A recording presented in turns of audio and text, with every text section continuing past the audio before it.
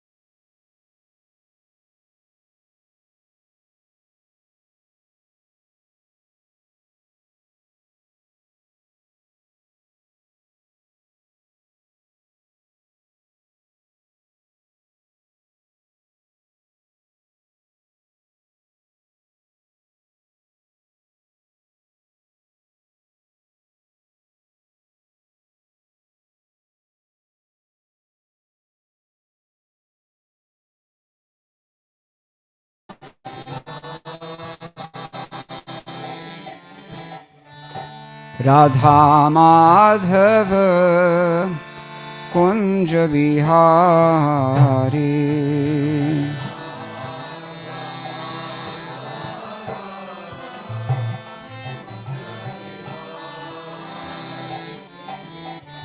Radha Madhava Kunja Bihari.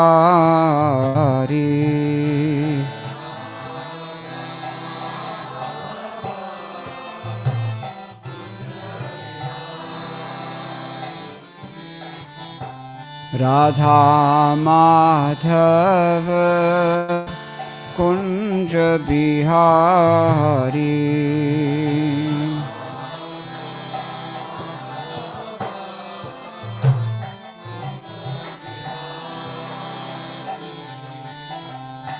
Gopijana Vallabha Girivaradhari.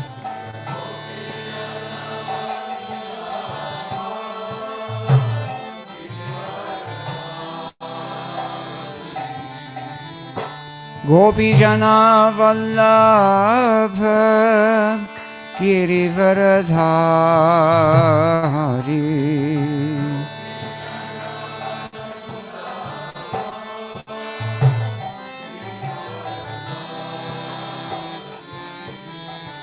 Radha Madhava Kunja Bihari.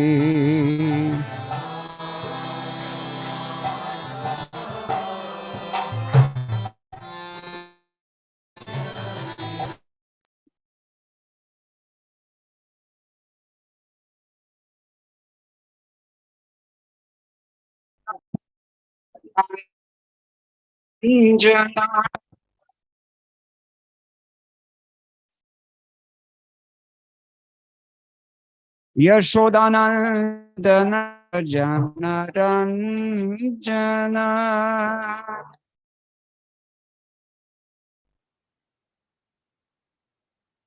Yashodanandana Braja Janaranjana.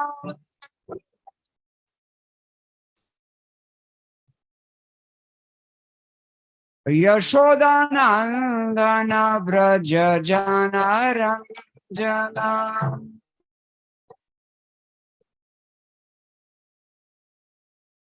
Jamuna Tira Vanachari.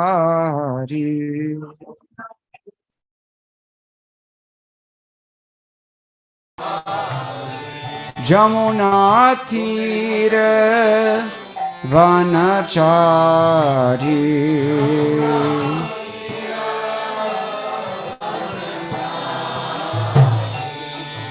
Jai Radha Madhava Kunja Bihari.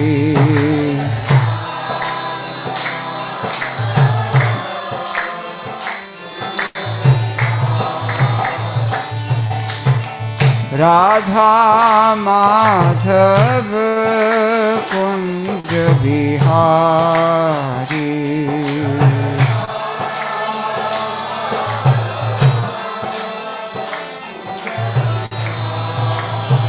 Jai Jai Radha Madhava Kunja Bihari.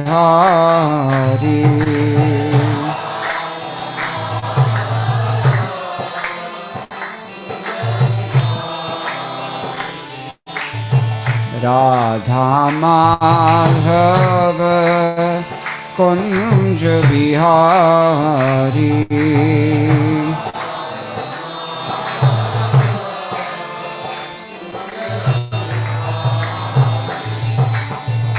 Yashodanandana Braja Janaranjana.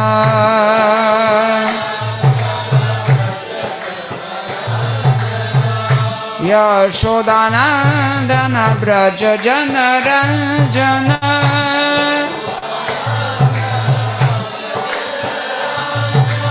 Yashodanandana Braja Janaranjana.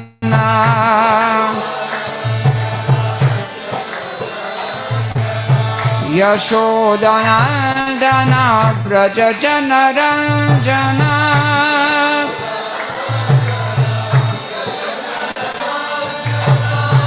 Yashodanandana Braja Janaranjana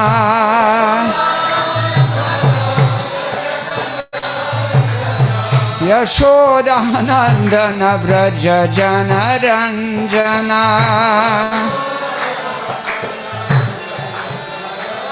Yamuna Tira Vanachari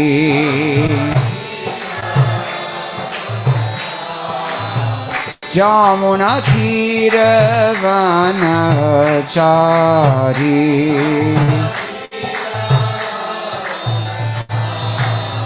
Jai Jai Radha Madhava Kunja Bihari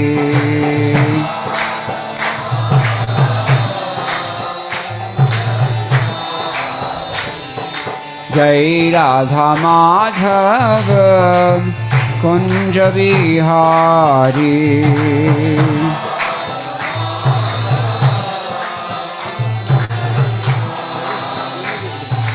Gopi Jana Vallabha Girivaradhari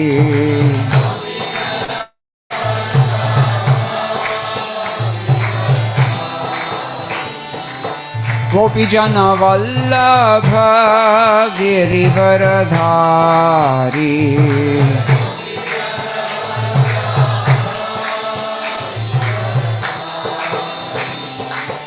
Yashodanandana Braja Janaranjana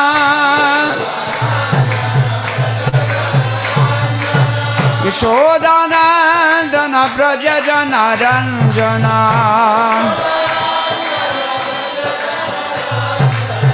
Yashodanandana Braja Janaranjana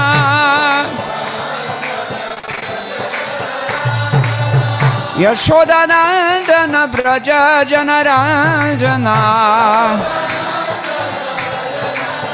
Yamuna Tira Vanachari Yamuna Tira Vanachari Jai Jai Radha Madhava Kunja Bihari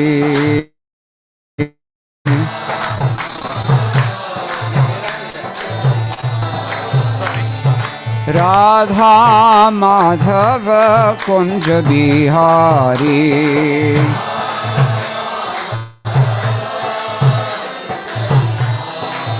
Jai Jai Radha Madhava Kunja Bihari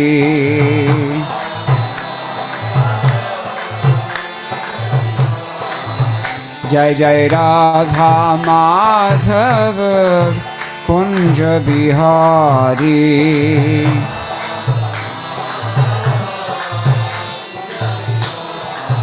Jai Jai Radha Madhava Kunja Bihari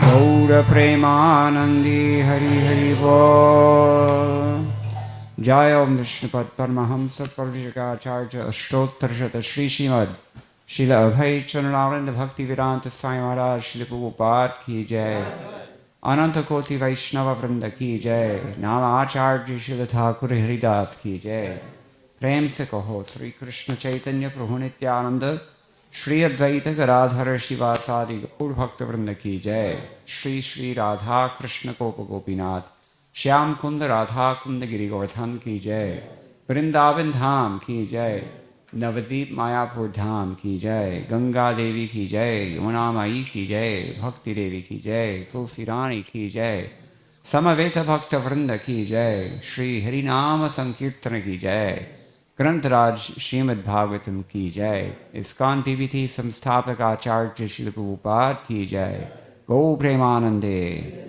All glories to the assembled devotees. All glories to the assembled devotees.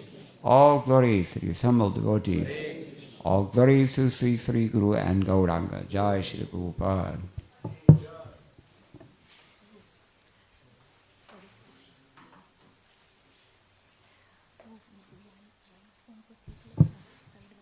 Hare Krishna. Just love these ISB garlands. Can someone move this?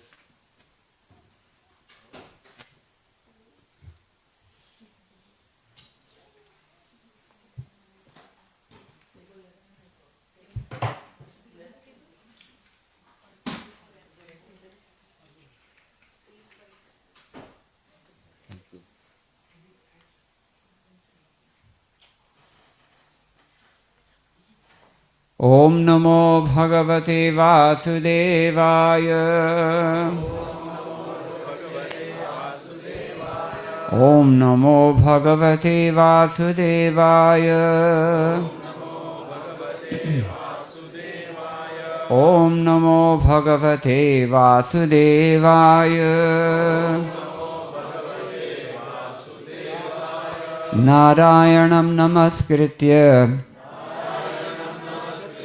Naram Chaiva Narottamam Devim Sarasatim Vyasam Tato Jayamudirayet Nashta Prayeshva Bhadreshu Nityam Bhagavata Sevaya Bhagavati Uttama Shloke Bhaktir Bhavati Naishtiki Krishne Swadhamo Pagate Dharmajnanadibhisaha Kalau Nashtadrishamesha Puranarko Dhunoditaha. We're continuing our discussion on the 5th canto of the Srimad-Bhagavatam, chapter 18, which describes how the residents of the different varshas are worshipping Lord Krishna. Last night we discussed, we briefly hinted at text number 8 and discussed text number 9, famous prayers by Prahlad Maharaj to Lord Narasimhadev. And we're continuing Prahlad Maharaj's prayers. Tonight we're discussing 2 verses which are not so well known. Last night it was a fairly well-known verse, number 9, but these 2 verses are not so well known, but they're very important, if also uncomfortable. You'll hear this in a moment. So I will just chant the Sanskrit myself because we have to save time. Magara daratmaja vitta bandhushu sango yadi syat bhagavat priyeshu naham yah prana vritya paritushta atmavan siddhyatya duran natathendriya priyaham. That means, my dear Lord, we pray that we may never feel attraction for the prison of family life, consisting of home, wife, children, friends, bank balance, relatives, and so on. If we do have some attachment, let it be for devotees, whose only dear friend is Krishna. A person who is actually self-realized and who has controlled his mind is perfectly satisfied with the bare necessities of life. He does not try to gratify his senses. Such a person quickly advances in Krishna consciousness, whereas others, who are too attached to material things, find advancement very difficult. Purport by His Divine Grace, Srila A.C. Bhaktivedanta Swami Prabhupada, founder and Acharya of the International Society for Krishna Consciousness. Srila Prabhupada ki jai. When Sri Krishna Chaitanya Mahaprabhu was requested to explain the duty of a Vaishnava, a Krishna conscious person, he immediately said, Asat Sangha Tyaga E Vaishnava Achara. The first business of a Vaishnava is to give up the association of persons who are not devotees of Krishna and who are too attached to material things: wife, children, bank balance, and so on. Prahlad Maharaj also prays to the personality of Godhead that he may avoid the association of non-devotees attached to the materialistic way of life. If he must be attached to someone, he prays to be attached only to a devotee. A devotee is not interested in unnecessarily increasing the demands of the senses for gratification. Of course, as long as one is in this material world, one must have a material body, and it must be maintained for executing devotional service. The body can be maintained very easily by eating Krishna prasada. As Krishna says in Bhagavad-gita, Patram pushpam phalam toyam yo me bhaktya prayachati tadaham bhaktyuprahritam ashnami prayatatmanah. If one offers me with love and devotion a leaf, a flower, a fruit, or water, I will accept it. Why should the menu be unnecessarily increased for the satisfaction of the tongue? Devotees should eat as simply as possible. Otherwise, attachment for material things will gradually increase, and the senses, being very strong, will soon require more and more material enjoyment. Then the real business of life, to advance in Krishna consciousness, will stop.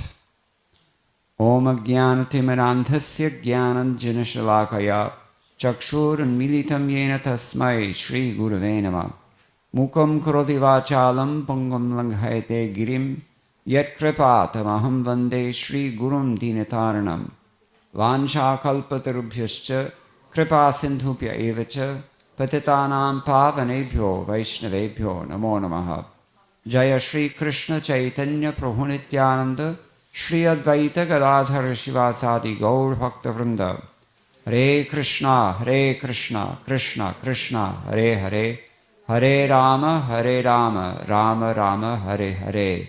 Madgavirapi Gopala Swikuryat Kripaya Yadi, Tadaivasam Payaha Pitwa, Hrishyayus Tat Priyajanaha. This is, as I said in the beginning, not so comfortable instructions. We're all sitting comfortably at home. Most of us are married. We have our bank balance, we have our cars, we have our everything that is being mentioned in this verse. And these things are being described as a, how are they being described? What was the word? Begins with a P? Prison. I spoke to someone in another city in the United States, which I won't mention so as to protect that person. She's very successful in every way, happily married, wonderful children, a caring husband, first-class career, medical career, doctor, nice house in very good neighborhood, and nice cars, prestige, everything you could want in life, but she's not spiritually satisfied because she was raised as a devotee.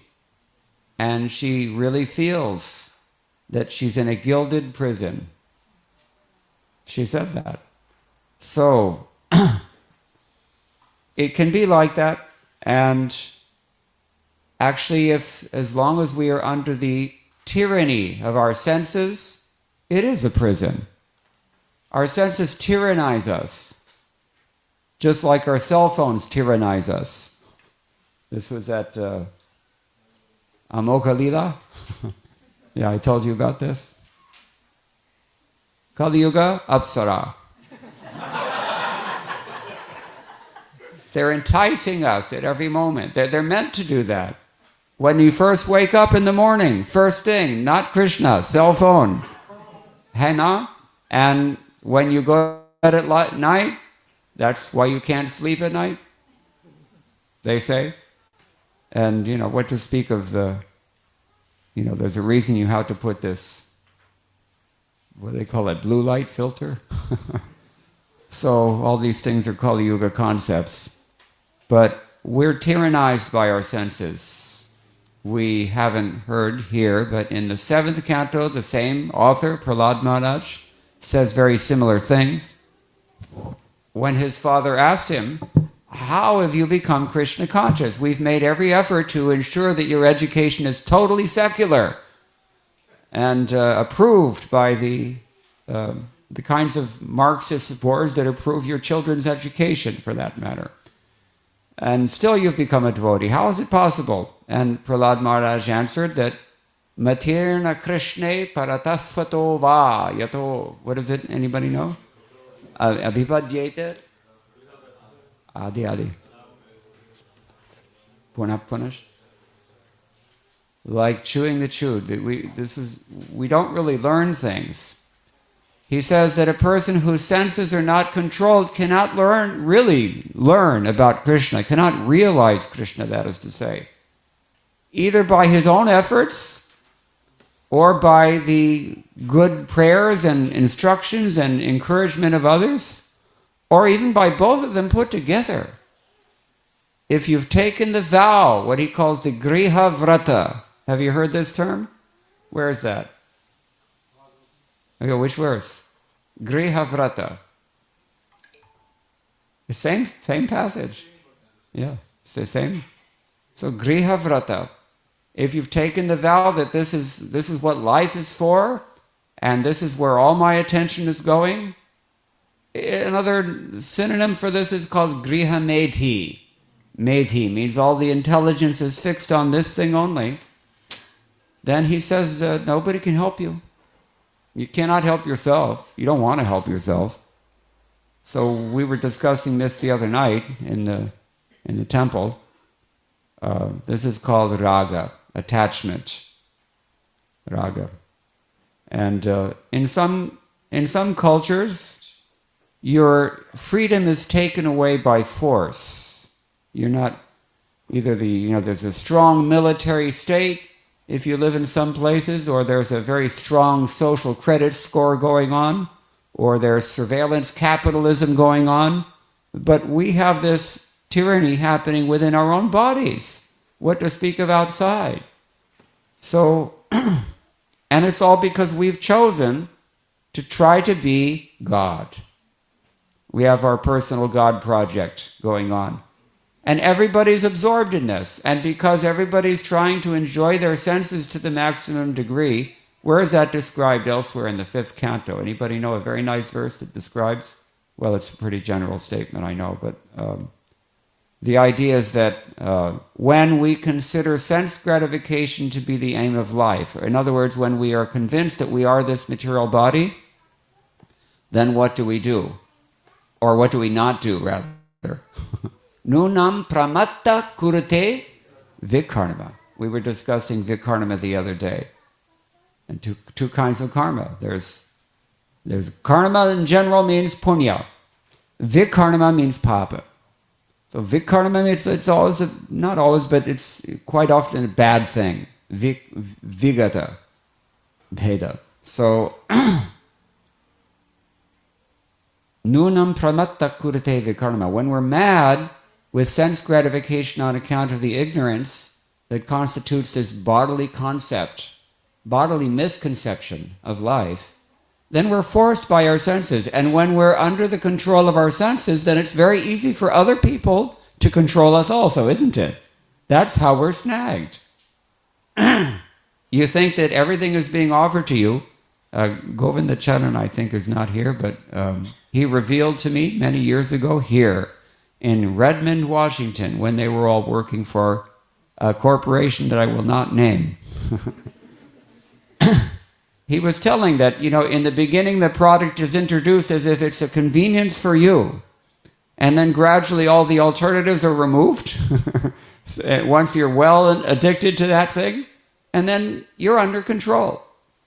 So, on account of our own weakness only, we can be controlled. So if we have spiritual strength, internal strength, then we're actually free. Otherwise, we're dasas. And what does dasa mean? Think of the worst translation you can for this word, dasa. What's the very worst word? Slave. You are a slave. Indians in particular. I think India is the only country in the world where you're offshore in your own country. Correct? You all know this. This is IT, standard IT conception of life. Or I should say, misconception of life. Your own country is offshore. Somebody else's thing is what's actually happening, and you're just a servant of that thing. So where's the independence that we supposedly gained in 1947? The British were taking Indian labor, Indian ocean, Indian salt, sending it to British factories, refining it, and selling it back to the Indians who gave it to them. Free. But what is the difference now? Everybody is working offshore, or in their own country, onshore in somebody else's country, and you have no independence any more than your grandfathers and great-grandfathers did. It's undeniable, I think. Anyway, don't want to get too much into that, but the point is that this only happens when we are actually led around by our senses and tyrannized by our senses. And this is Prahlad's answer to his father, when his father is asking him, how have you become Krishna conscious despite my best efforts to raise you in a secular and, progressive manner? So,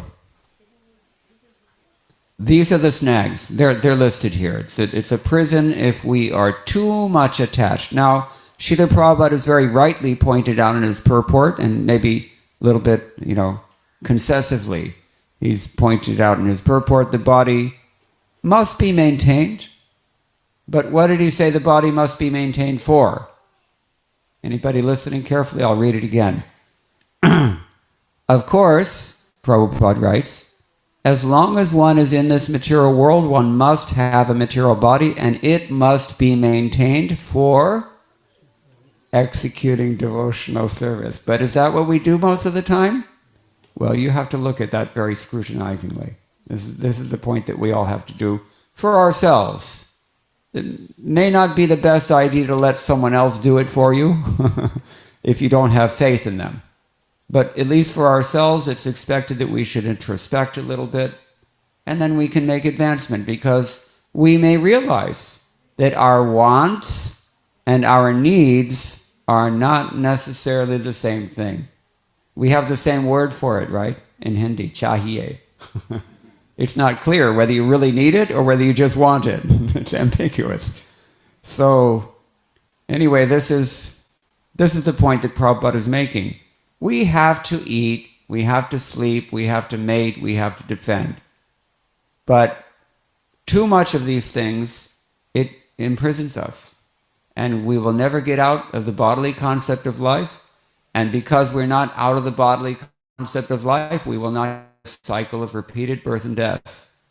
And when the big door slams shut, there's no more any choices, and you're going wherever, whatever ticket you bought, that's where you're going.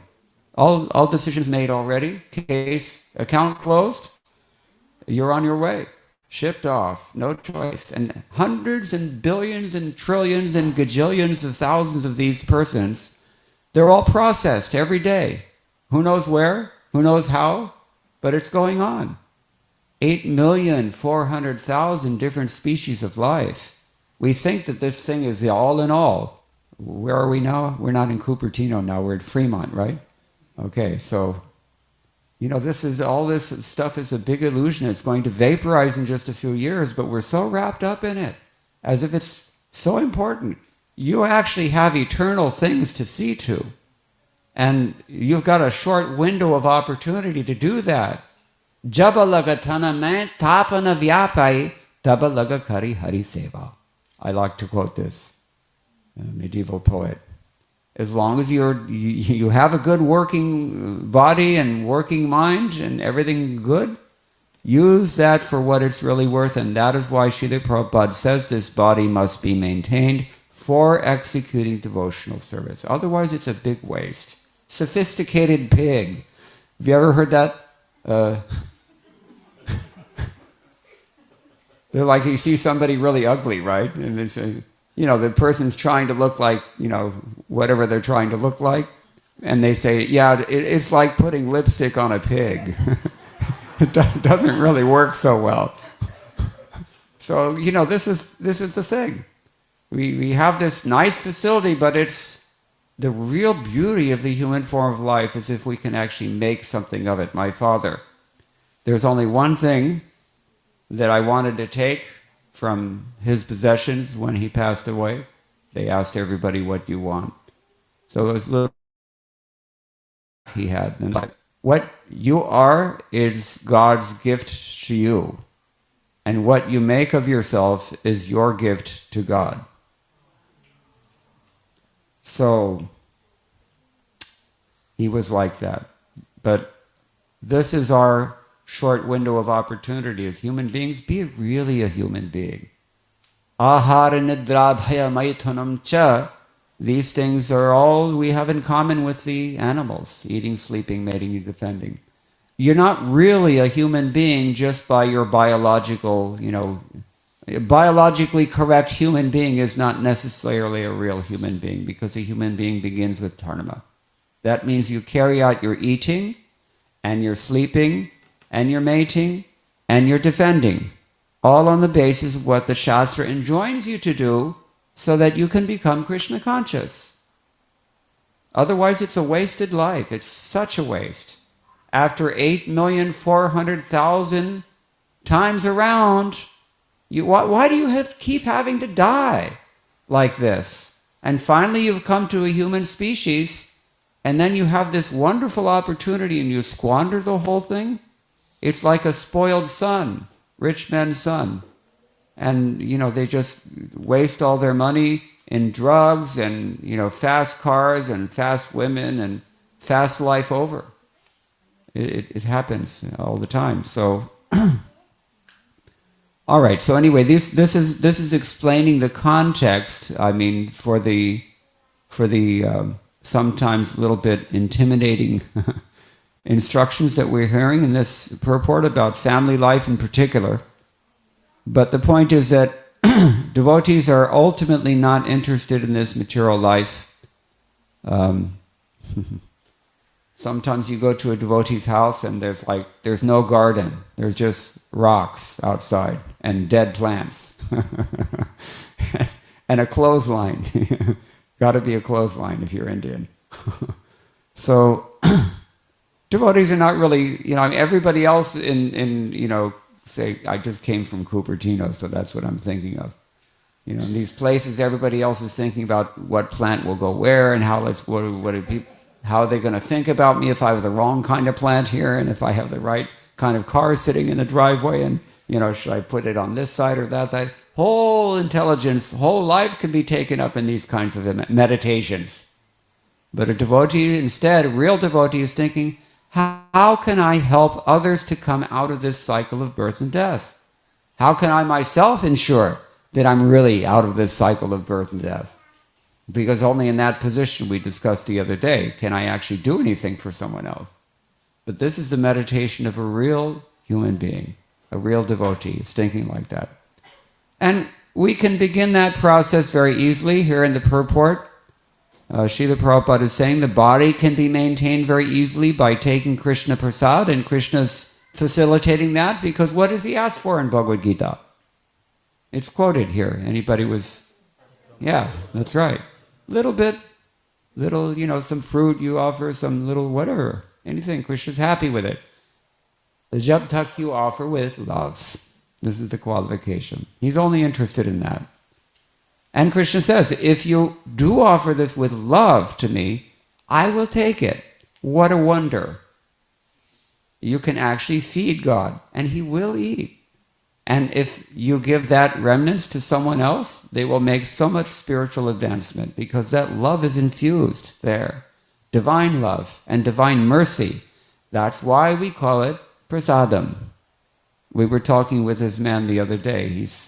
It seems to be interested in distributing prasadam. So I told him, I can say so many things about prasadam, but I have experience with my mother. She was not particularly religious, although she believed in God. She was certainly not Hindu and not practicing any kind of sadhana or anything. So, not the greatest candidate for Krishna consciousness or spiritual advancement. But somehow or other, by fate, I was able to give her prasadam every day for about 4 or 5 years while I took care of her in her old age. And she told me one day that, you know what, I just realized that I'm more attached to everything that, whatever you're cooking for me now, than anything I ever used to eat. And that means, it was like not strictly vegetarian, to put it very mildly. So, her subtle body had been purified because she had been taking prasadam for some years. And the desire had been instilled in that, deeply imprinted. This is called samskarana, right? Just like in the books. Pratama samskarana, dvitiya samskarana, tritiya samskarana. Imprint, it means. It leaves a trace, psychological trace on our subtle body, everything that we do and everything that we undergo and experience. So if she's taking prasadam every day and develops that attachment, certainly she will take birth in a place, jahan prasad milega. And so then she'll not only be happy, but she will definitely be a human being, because prasadam happens in human society. And she will continue her journey. When she passed away, she had very peaceful expression, smiling in her sleep. And she had neck beads, tilak, tulsi leaf. Last thing she ate was sandesh, offered to the lotus feet of Sri Sri Rukmini and Dwarkadhish in Los Angeles, New Dwarka. And among the last things that she heard were my wife and I singing Hare Krishna Kirtan to her in her hospital room. Akhanda Kirtan for some 3 or 4 days straight. So I'm sure she didn't go down. I don't know how far up she went, but she went up, no doubt. So this is really, human life is successful if you can make advancement along this path, or somehow or other if we can help someone else to make advancement along this path, then whatever our anarthas may be, Krishna will give us the mercy that allows us to overcome those anarthas, zurur. It's guaranteed, because he's so pleased by this. Krishna is so eager to reciprocate love with everyone. We were discussing this earlier today. How many people here have been to Guru Vayur? Raise your hand if you've been to Guru Vayur. Not so many. 1. Grand total of 1. Anyway, this deity, for whatever reason, he happens to be very popular among the karmis and the gyanis, more than the bhaktas. But he's okay with that, it seems, because he does reciprocate even with them, because he's that hungry. Any little expression, he's ready to take it, as we read already. Patram pushpam palam toyam. And if you're really fortunate, like Prime Minister Narendra Modi, you can go there and they have this tula bharam system. You can sit down in the tula and you can weigh yourself, and you can offer your weight in whatever substance you like to Guru Vayurappa. And he'll take it. People offered, Narendra Modi, I think he offered his own weight in silver, if I'm not mistaken. It's going to be expensive. He's a little portly. No offense, Mr. Prime Minister. But other people offer their weight in butter, because Krishna is famous as Navanita Priya, or so many names related to this. Yeah, and some people even offer their really, really rich people, they can offer their weight in gold. It's been done before. He's one of the most wealthy deities. Anyway, this is bhakti. And a little advancement on this path can save us from the greatest type of fear, which is that we die again and we don't know where we're going. That's the greatest fear, because then Srila Prabhupada said in that case, you go to sleep as a human being, and the next day you wake up as a dog. No more any hands to do anything. Can you think about it? How are you going to manage with no hands? You have to do everything with your mouth. But it's not a mouth, it's a snout. Right? This happens. People just like you and I. But they make the wrong choices in life, or they're just lazy, as we read the other day, or attached, as we mentioned earlier. And that's where they end up. Because the consciousness, if you're cultivating the consciousness of just eating, sleeping, mating, and defending, kya fark hai? This is the Hitopadesha is asking us. What is the difference? Koi fark nahi. So, we want to now, while we can, take advantage. Anyway. This is the real business of life, Prabhupada concludes. Sridhar Swami, in his commentary on the verse, says, we shouldn't have material association. If we have association, it should be with those dear to the Lord, and not to the household and so on. This verse explains what is the flaw in associating with the mundane. Indriya priya, or as it's still elsewhere stated, Indriya priti, means attachment to house and so on. Jiva Goswami clarifies that he explains the nature of attachment. One who is satisfied with maintaining his life reaches perfection, whereas a person attached to his senses does not. Though that difference exists, if we have attachment to devotees, then attachment to house and other things will not at all take place. There will only be attachment to devotees. Is that true?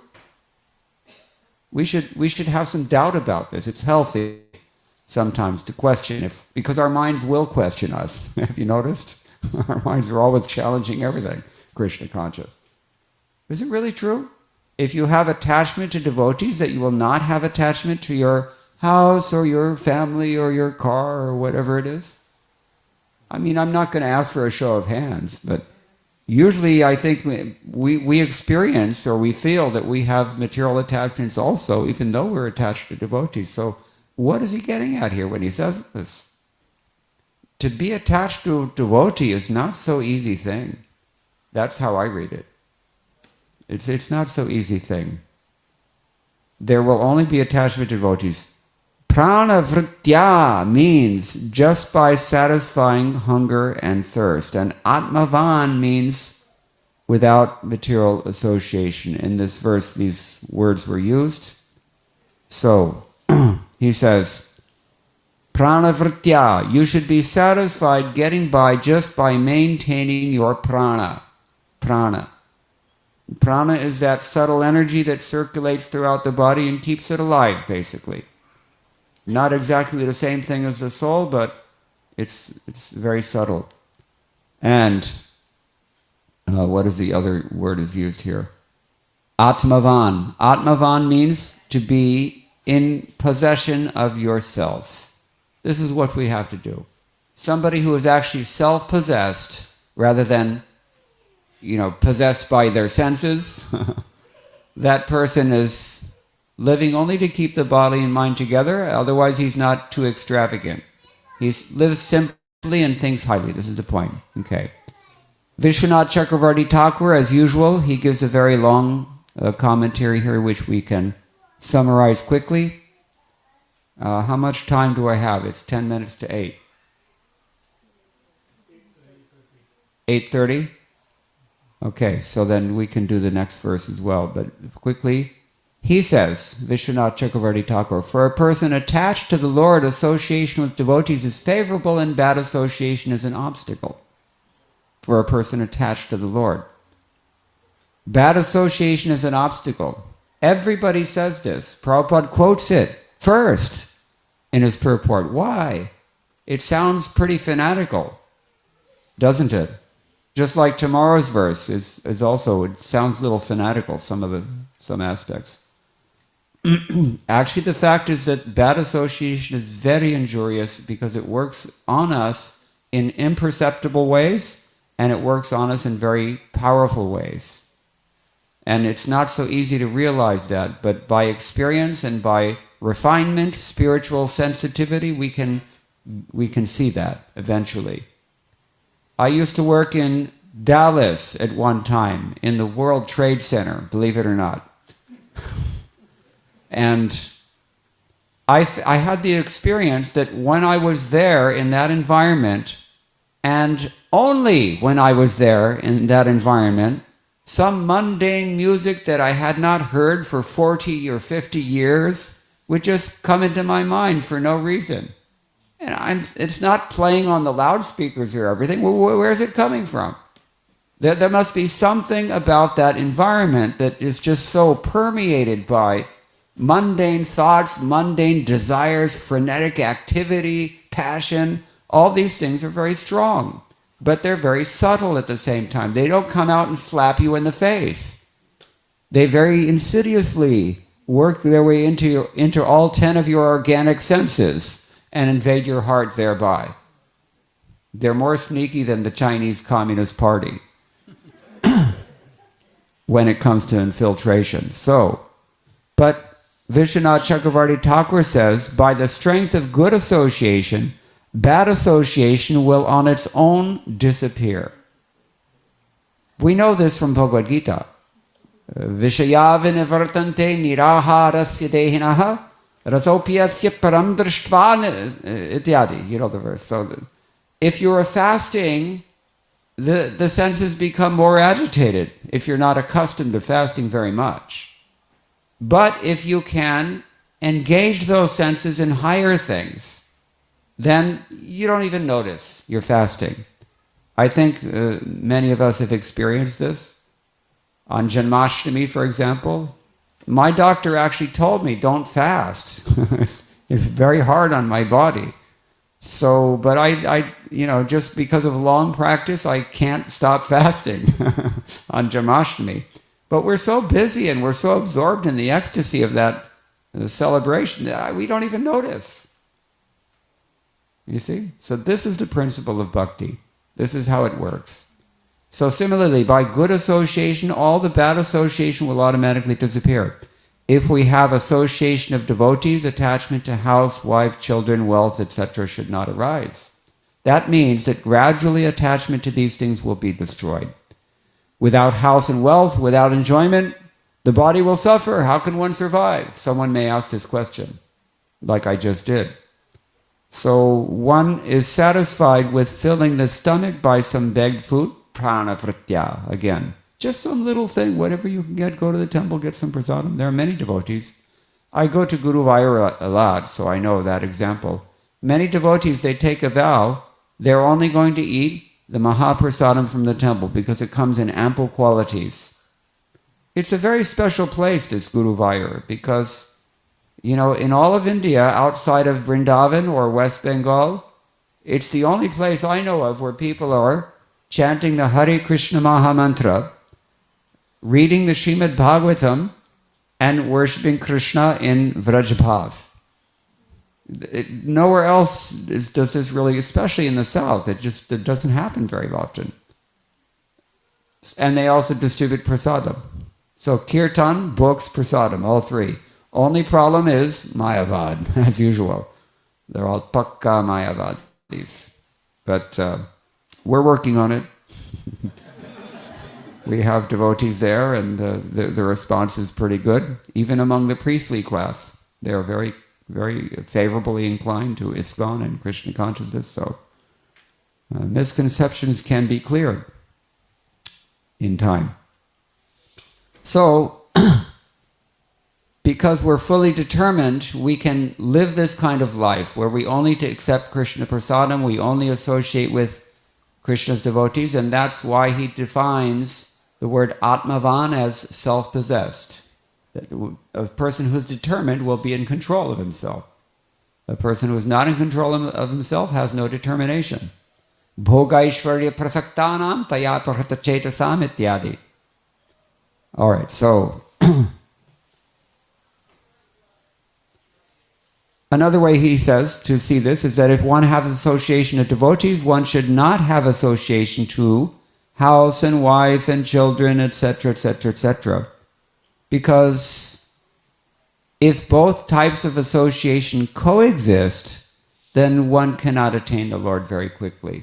Your bhakti will slow down, actually. Prabhupada said this. It has to be admitted. If we don't repeat the uncomfortable instructions of our Gurujanas and the Srimad-Bhagavatam, then we are altering the trajectory of our sampradaya, and that's not a good karmic portfolio to have, is it? Prabhupada actually blamed his godbrothers for the spread of this Mayavadi mission, which I won't name, throughout West Bengal. He blamed his godbrothers because they stopped preaching and they all fought with one another over material assets like the kind that are being denigrated in this verse, even though they were supposedly renunciates. And so the preaching was very slow, and this Mayavadi flourished in West Bengal. So Prabhupada said, as a grahastha, one's advancement will slow down to almost nil. He writes this in the Chaitanya Charitamrita. Some of you may have read this, I think. It is a fact, and so the householders have to be very careful about that. On the other hand, positive side, the householders have the maximum facility for preaching Krishna consciousness because they have the maximum contact with the external world, and that is an asset. If we are engaged very tightly in holding on to the lotus feet of our spiritual master, Guru and Gauranga. So that's called Yukta Vairagya. It can be done, but it's very, very careful. Very, very dangerous, and we have to be very careful. That's why we're very strict about following 4 regulative principles and chanting 16 rounds and reading Prabhupada's books, accepting only prasadam, etc., etc., etc. So, I will take questions afterwards, but this is what he says. One who is controlled, satisfied with very little to eat, and etc., he reaches perfection very quickly. Now he gives a third interpretation of this verse. Or let us not have any attachment to house and wife. That is an option, isn't it? Do you really have to get married? Why does a spirit soul need to marry someone's material body? Tell me.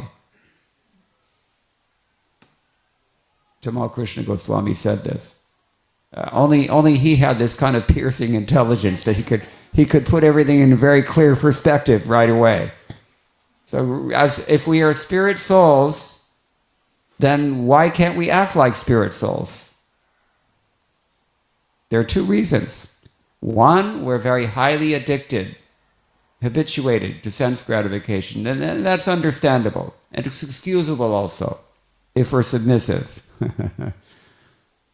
The other reason is that we're rascals.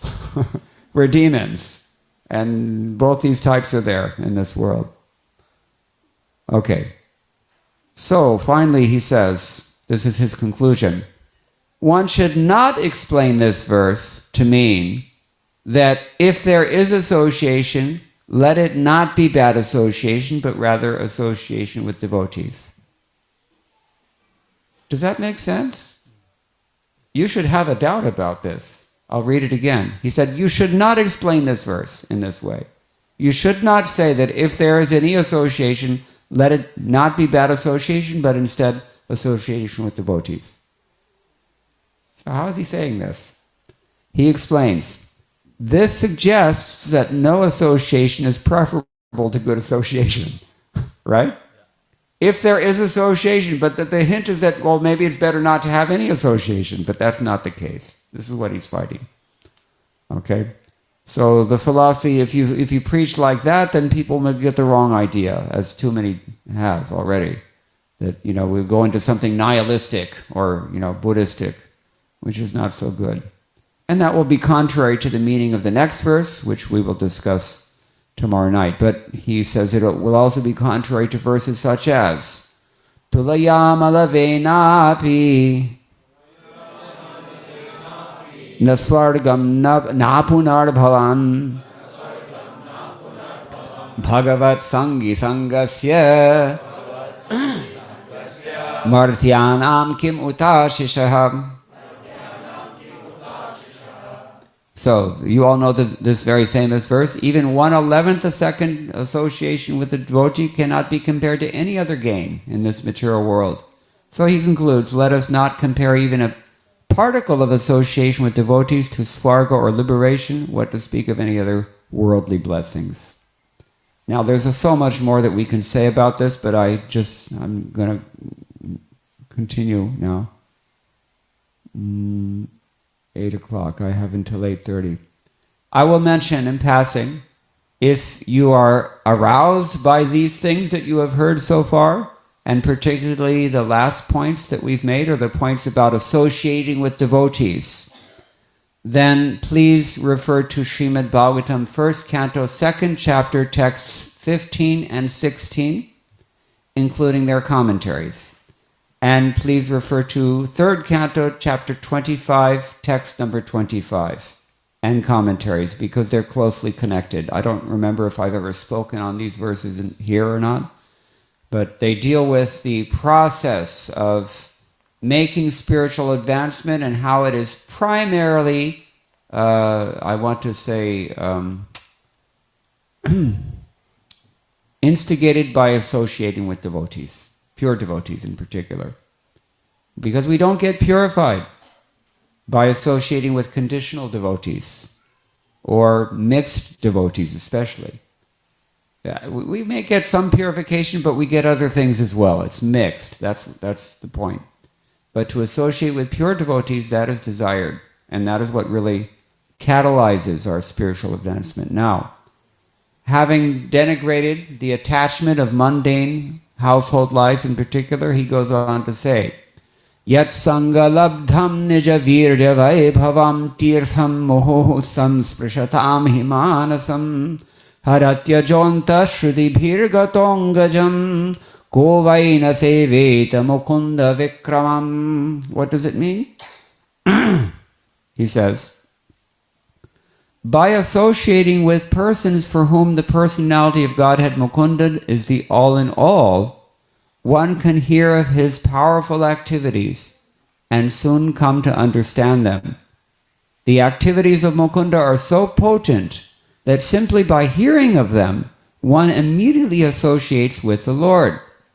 For a person who constantly and very eagerly hears narrations of the Lord's powerful activities, the absolute truth, the personality of Godhead, in the form of sound vibrations, enters within his heart and cleanses it of all contamination.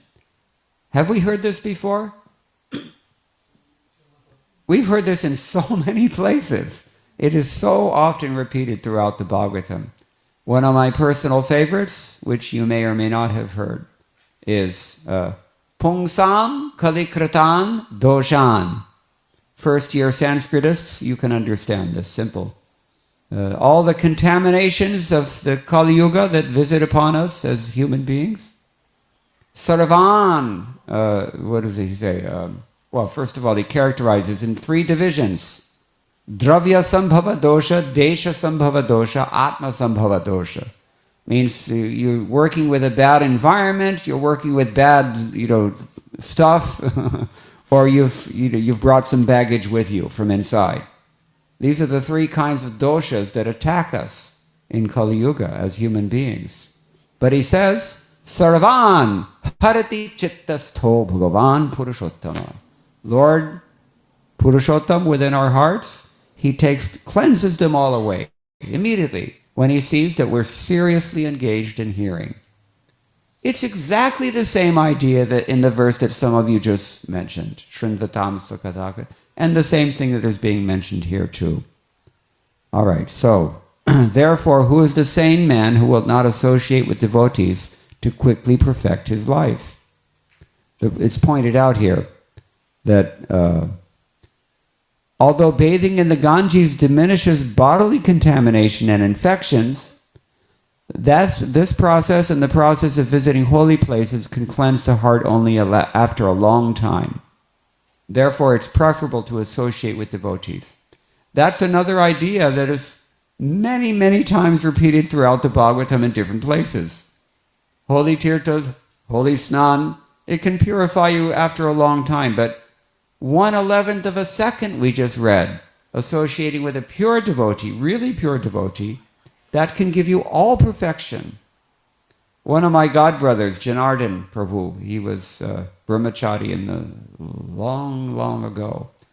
And he said about Tamal Krishna Goswami that, he was intimately associating with him for a period of several weeks. And he just came out of Tamal Krishna Goswami's room one day shaking his head.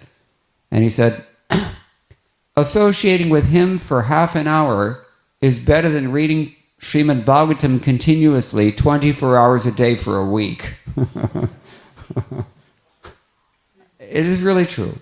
This is the meaning of satam prasangat mama virya samvida.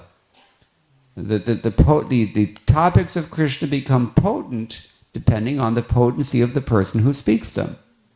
This is explained in the commentaries there. Now let's just finish up Srila Prabhupada's purport tonight, and then we can end, and we can discuss these matters because they're very important. He says, bathing in the Ganges can certainly cure one of many infectious diseases, but it cannot cleanse one's materially attached mind. At least not very soon. Which creates all kinds of contamination in material existence. Our mind creates all kinds of material contamination. It's not enough that the mind is absorbed in outside contamination. By its own rumination, it creates new ones. This is the problem.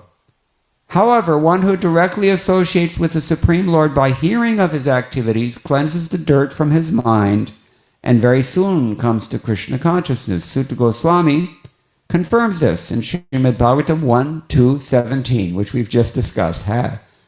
What is the verse? 1:2-17?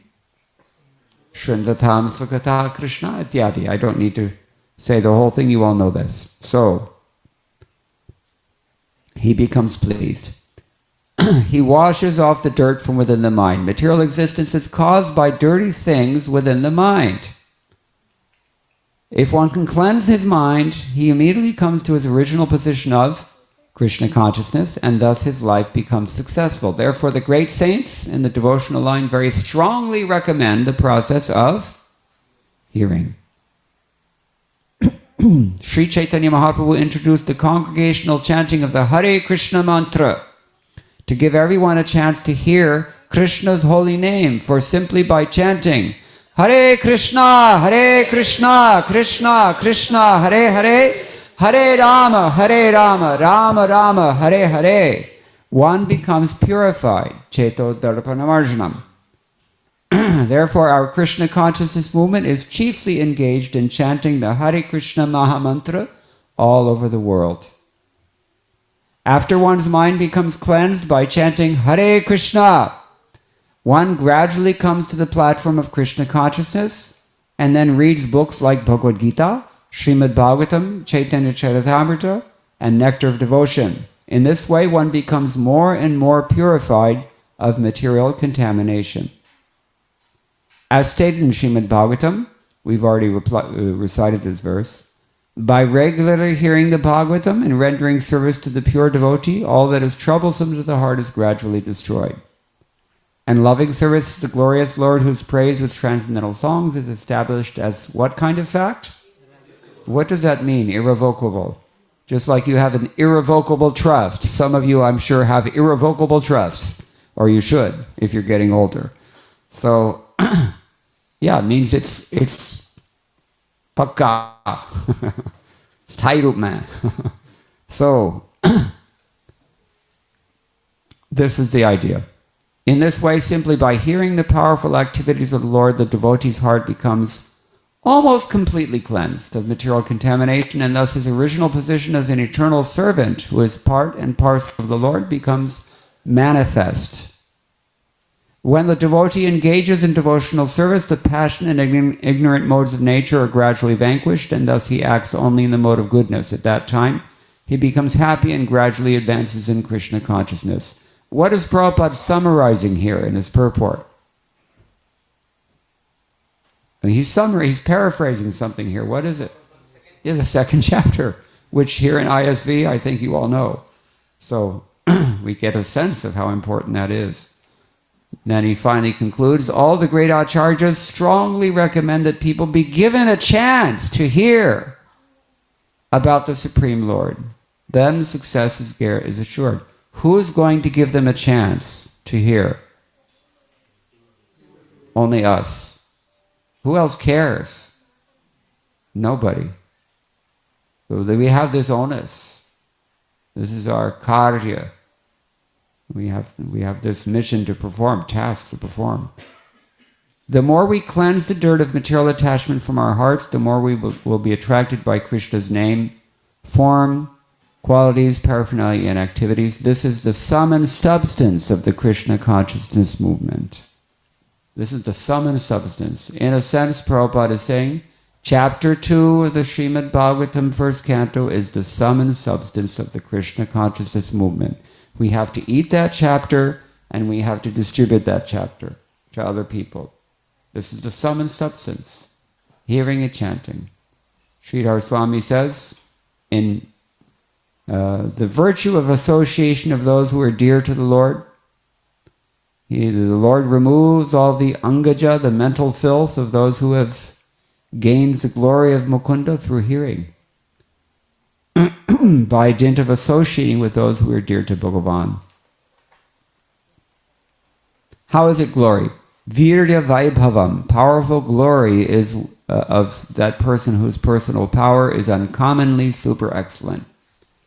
In contrast, a holy place such as the Ganges only removes physical filth from those repeatedly contacting it, but not the vasanas. Have you experienced this? Anybody here? Raise your hand if you've bathed in Ganga before. Many. So are your vasanas all removed? All of them? Every last one? It takes time. It takes time. But by associating with devotees, very quickly, the same effect you can get, very, very quickly, even within a matter of weeks or months or years, which is nothing in the eternal scope of things. So the question is asked, who will not serve those devotees? Understanding this. Especially if, like all of you, we understand from chapter 2 again, how do we get a taste for Vasudeva Katha? Jayo. Jaiho. Okay, Jiva Goswami adds, same points.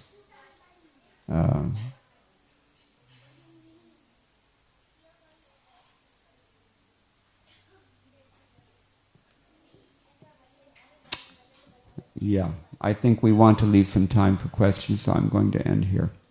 The acharyas who are commenting here are all pretty much repeating the same ideas.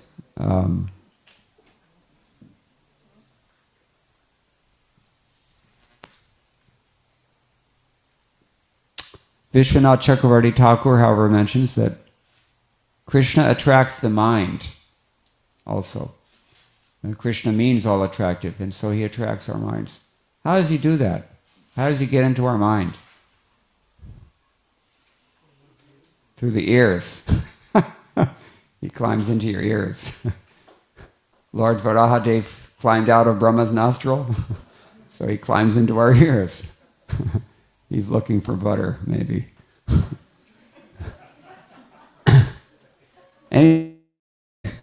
So this is what Krishna does. So who would not hear the pastimes of Mukunda, such as lifting Govardhan and stealing butter? His pastimes are excellent because without devotee association, they are rarely understood. They're only excellent because without devotee association, they're rarely understood. How do you determine the value of a thing? What things are considered to be most valuable in this world? The things that are rare. And the association of devotees is very rare, and the benefit that you get from that association, which is hearing about Vasudeva, is extremely rare. And that's why it's so valuable. This is why it's called excellent, according to Srila Vishwanath Chakravarti Thakur. So again, the connection with Shru Shru Shro Shraddhanasya, a whole second chapter is very clear by now, I hope. So we'll stop here. But if anybody has any questions or any comments, we can discuss any of these points further. Please raise your hand. Shastra Sar Prala, right? Yeah. Nice name. You can, Jor se bolo. Okay, Bhakta Mike. Bhakta Mike Agaya. Nay?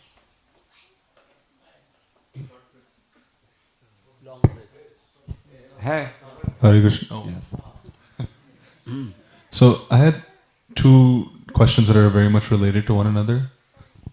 You were speaking about becoming attached to devotees and how this must be a very high standard since it leads to a complete giving up of the material world.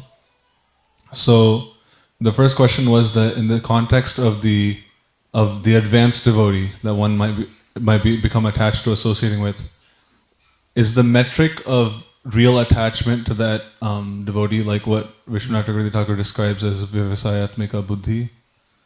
And I'll buy that.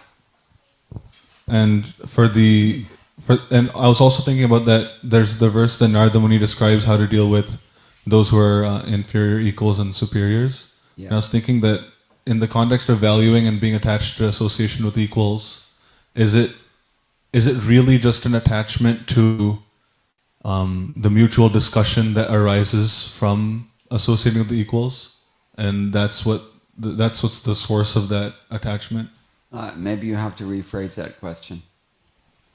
Like when one associates with their equals, and as Krishna describes, Katayantashtamam Nityam, the devotees get together to discuss Bhagavatam, is the attachment to that equal devotee that is one's friend, is really deep attachment sourced in a background deep attachment to discussing Hari Katha? A deep attachment, yeah. A deep attachment. It's not a casual thing. So devotees association, there's two things going on here. One is that the commentaries on those verses that I referred you to, 1, 2, 15 through whatever, and 3, 25, 25, they clarify that the attraction that we gain through hearing, or the attraction to hearing that we gain from association, depends on the power of that association. And the medicinal character of that hearing is also commensurate to the purity of the person who's speaking. So the power of these words, is stronger when the devotee who is, when a pure devotee is speaking than when just anyone is speaking. So that's important. But for sure, the primary appeal of or value of developing friendships with that we have an opportunity to discuss these things. Very deep discussions. Mama here is described in some verse that it means really, really powerful Krishna conscious discussions. That is the value of associating with devotees. That's, I think, one of the points that we've been trying to make. Is that okay? Anything else?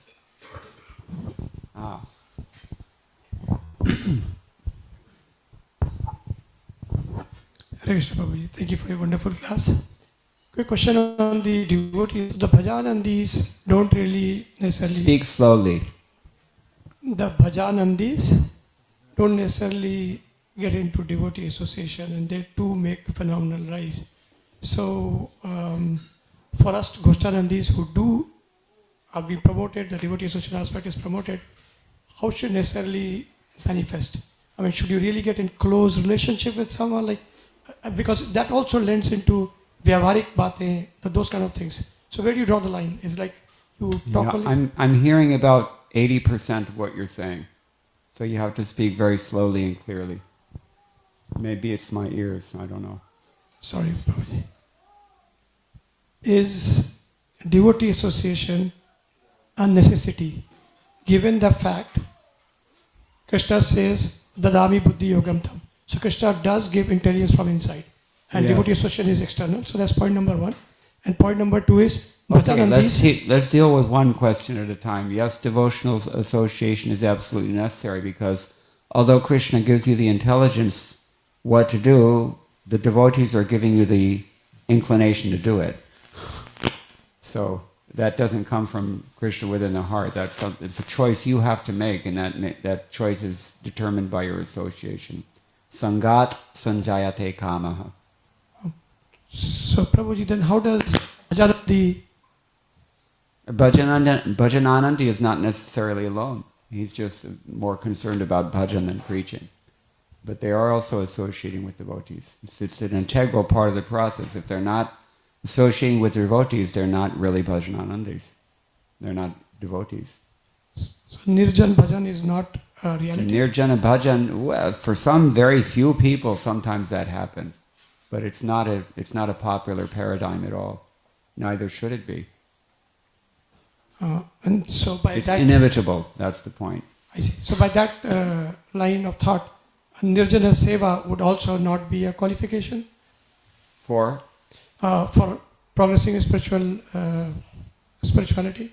Like I'm treating Nirjana service kind of in the same line as Nirjana Bhajana, because someone is associating directly with Krishna in a way, or maybe even serving a great Vaishnava, but not personally associated. This whole concept of Nirjana Bhajan is not at all important for Krishna consciousness.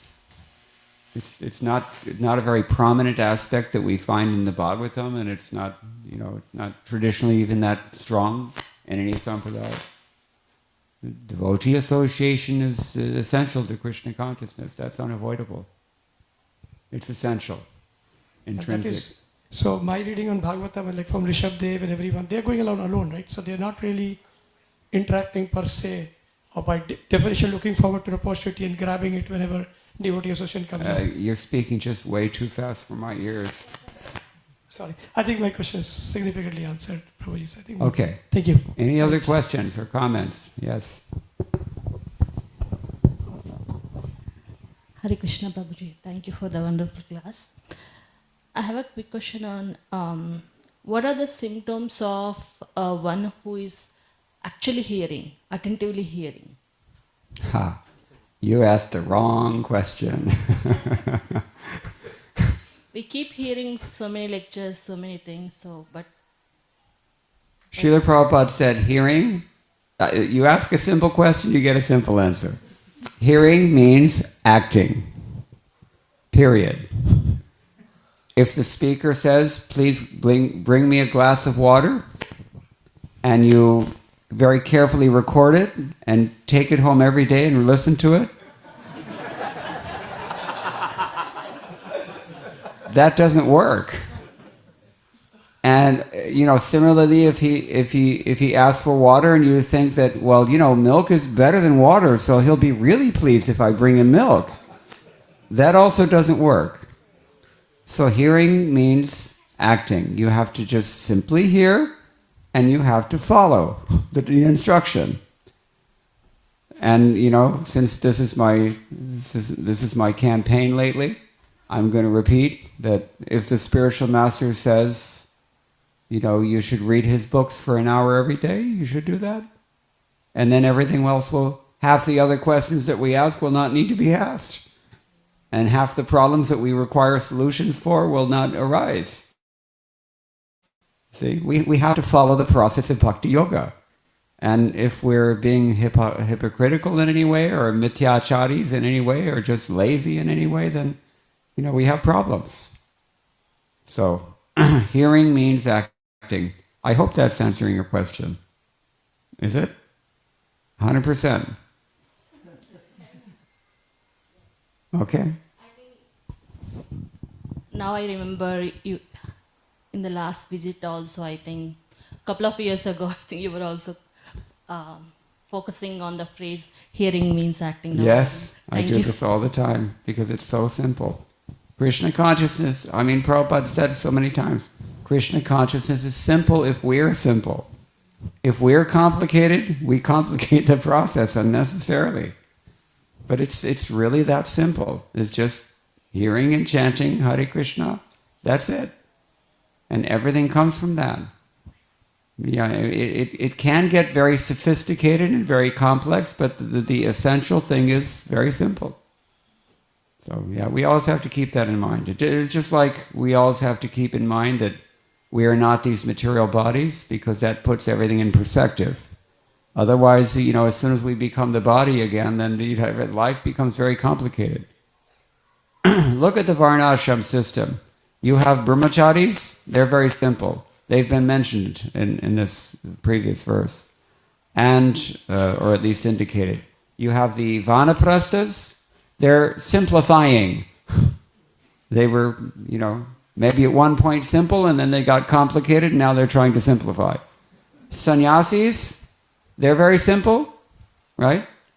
Householders, very complicated. And that's why these verses are necessary. They pinch us a little bit, because we have to remember, hey, if I'm not this body, then maybe my priorities should be adjusted. And, if we have attachments and we have envy that we want to try to do things that we know that Bhagavan is not necessarily asking from us, then it's a little uncomfortable. That's why I mentioned in the beginning, it may be like that. But Krishna consciousness is very simple, and we just have to remain focused and, on the essential things, the essential truths.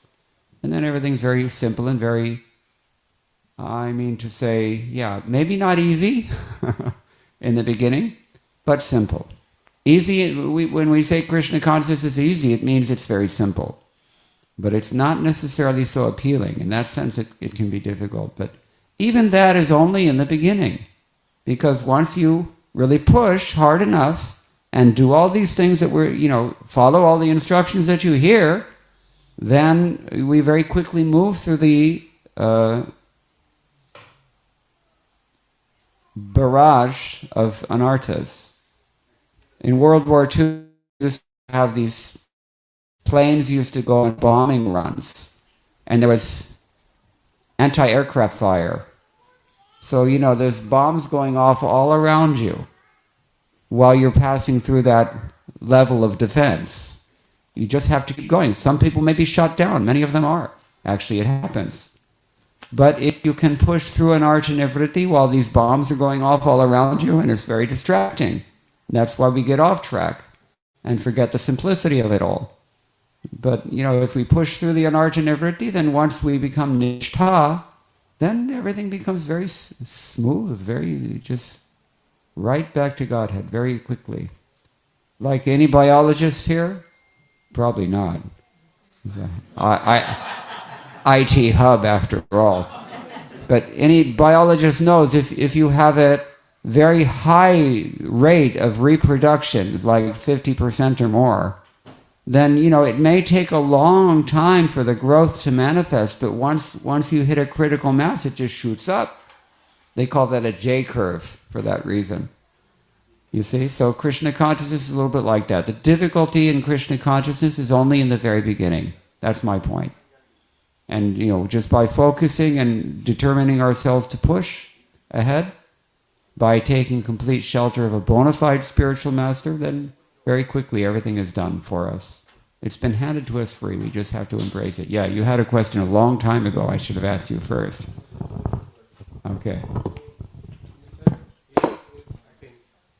Into the mic because people are online. This is so you said hearing is acting. Yes. But hearing is also, don't you think hearing is also like scrutinizingly hearing and doing manan chintan, that is listening, don't you think? Sometimes their instruction requires a little thought. Not always. For example, the spiritual master says, chant 16 rounds a day. It doesn't require so much scrutiny, does it? So, but if you're talking about something, there are things that require scrutiny, yes. So the answer to your question is yes. Sometimes it's necessary, but not all the time. Yes. Mm-hmm. Prabhu, how do you know somebody is a pure devotee and somebody is not a pure devotee? First question. Second question. One question at a time. This is described at length in Bhagavad-gita in general, and the details are filled out in the Srimad-Bhagavatam, and so I refer you to those literatures. No need to repeat them. But I will, because I'm nice.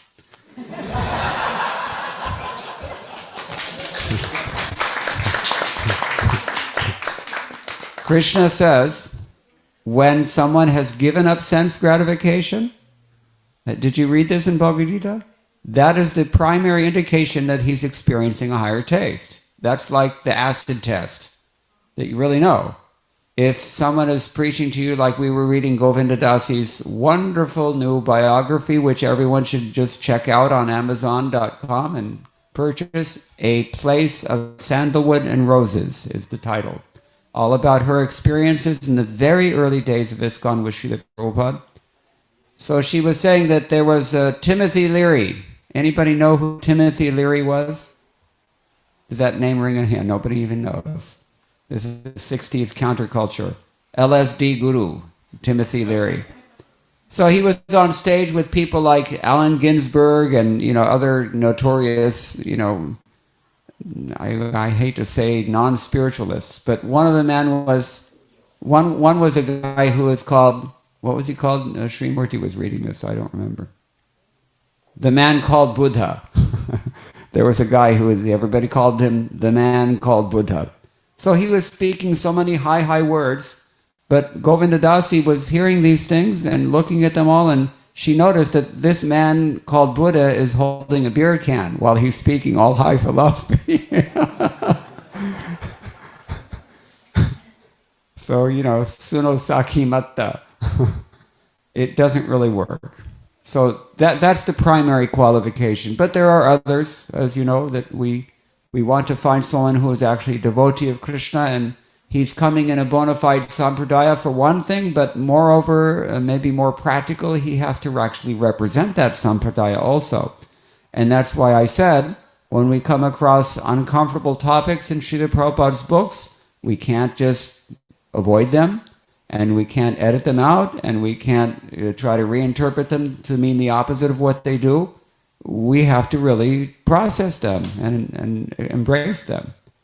So these are some of the things.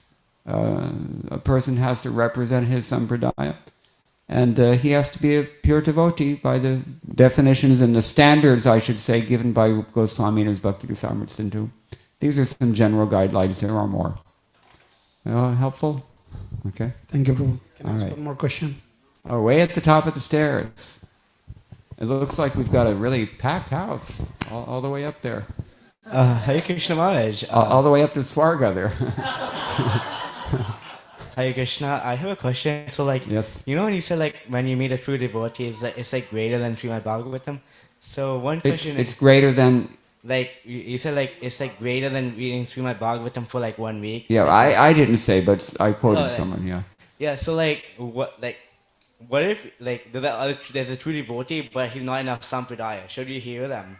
Oh, good question.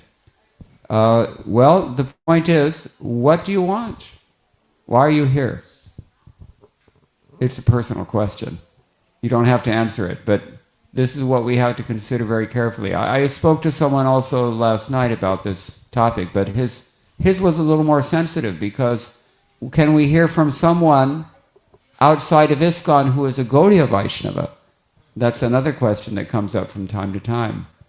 So, I'll just give the answer that I gave to him. I'm assuming that we're all here because our lives have been changed by reading Srila Prabhupada's books, and that our lives would not have been changed had we not read Srila Prabhupada's books. Therefore, gratitude, issues of gratitude aside, and in case you're Radhanath Swami's disciple, you know what gratitude is and how important it is.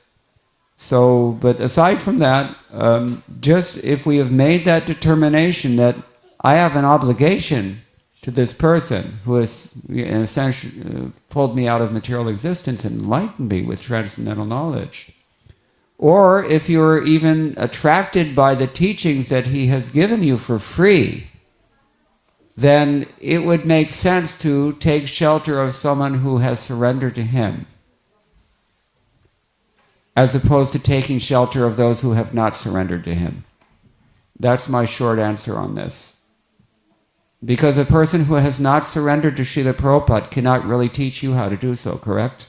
Yeah. This is simple logic. You can't give what you don't have. So if your life has been touched by Srila Prabhupada, and you find that his vision of the transcendental world is absolute and convincing, then you should definitely take shelter at his lotus feet, and accept as your guide someone who has done likewise. Okay, thank you. Yes. Here's another answer, since it's a similar logic. I was once in Tiruchendur, Tamil Nadu. Second biggest temple of Skanda in South India. Skanda means Murugan, Lord Shiva's son, the war god, Kartikeya.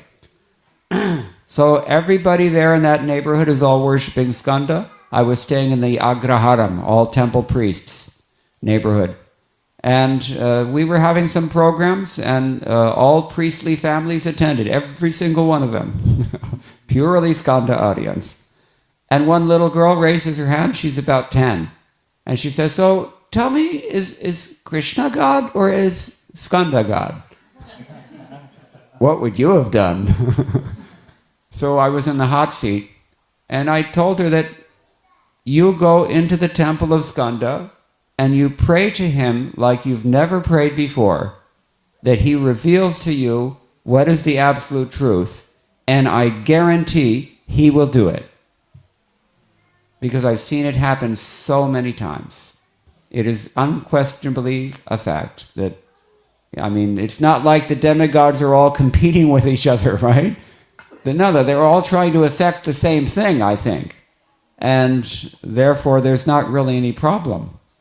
But it is a problem if we think that all the demigods are the same and Krishna is also the same. We have to understand, as Krishna Das Kaviraj very nicely put it for us, Ekala Ishwar Krishna Arshabhrityo. That Krishna is the Supreme Personality of Godhead and all others are representing him very nicely. And Lord Shiva agrees with that, if you take his words as any indication. And, all of them are agreeing like this. This is similar point. Okay, any other questions? Or no hands? If not, then we can stop here. Thank you all very much. Oh wait, there's one way in the back. Sorry, didn't see you.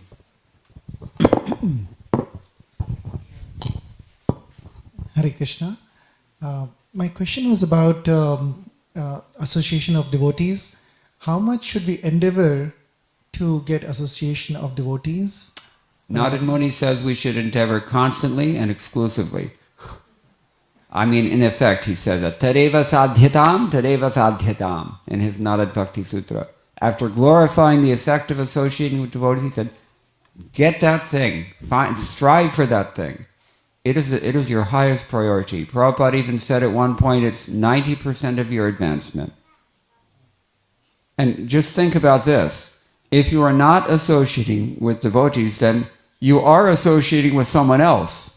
What are they? Who are they? Where are they going? What can they do for you? You have to consider these things. They can hurt you.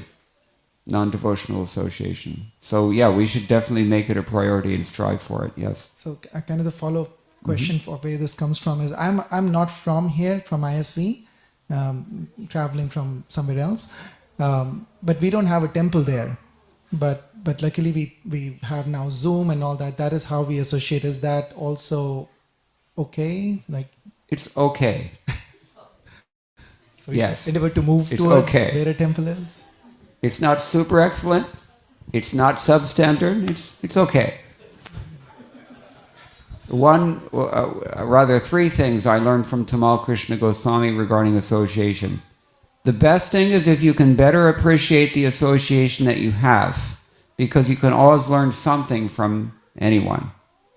So the best thing is that, almost any other devotee of Krishna has some jewels in their heart, if you know how to mine them. So that's a fine art we should learn. It's very, very helpful for our spiritual advancement, and therefore it's the first priority. If that doesn't work for whatever reason, we live in an age where you can always find the association outside at the push of a button. You can be in any temple anywhere in the world, and you can listen to any Swami or Prabhuji or Maharaj, speaking about Krishna consciousness, and you can get that kind of association. From time to time, we have these big kirtan melas and sadhu sangha retreats. There are such events that you can join as well. So it's never been easier, actually, to attain the process association that we feel we need are not satisfied with the local association or the association that Krishna has already given us for some reason that we need to consider. Now, the third option, if those two fail for whatever unlikely reason, is not the easiest thing that I would recommend for a neophyte, but it was Srila Prabhupada's own example, because Srila Prabhupada was disappointed by his godbrothers because they did not follow Bhaktisiddhanta Saraswati Thakur's instructions. So Prabhupada followed this advice himself. He went out and created the association that he wanted. So that is an option, but it's not easy for most of us to do that. So that's why it's the third option. But these are three things that Tamal Krishna Goswami mentioned, which I thought were very insightful, typically insightful. Is it helpful? Very, very helpful. Thank you. Okay. All right. And we're done. Thank you all very much. All glories to Srila Prabhupada. Hare Krishna.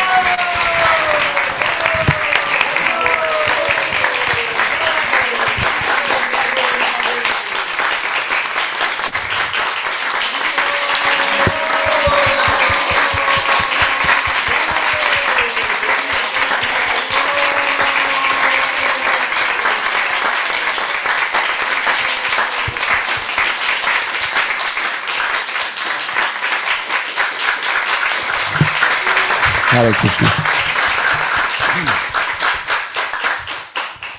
Radhe Radhe. Radhe Radhe. We are truly blessed.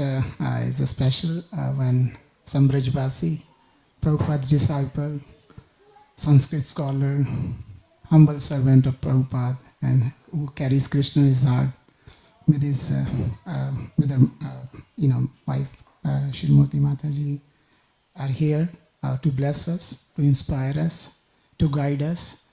We are really grateful, and we would like to extend invitation whenever he's in the Bay Area, if he could inspire us in the future so that we remain in that our ultimate goal of life. Thank you all for walking the earth. Thank you, Prabhu. Thank you very much. Thank you. Hare Krishna. Hare Krishna.